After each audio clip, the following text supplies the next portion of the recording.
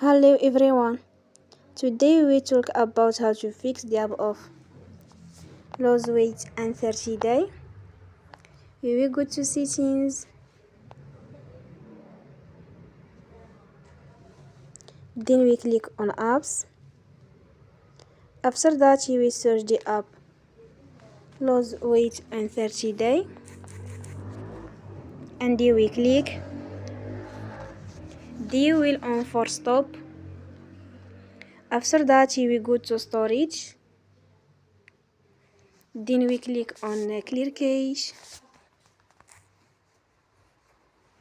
In the end, you will turn your Wi-Fi and you will turn again. Don't forget to support us by like and subscribe. See you next time and thank you for watching.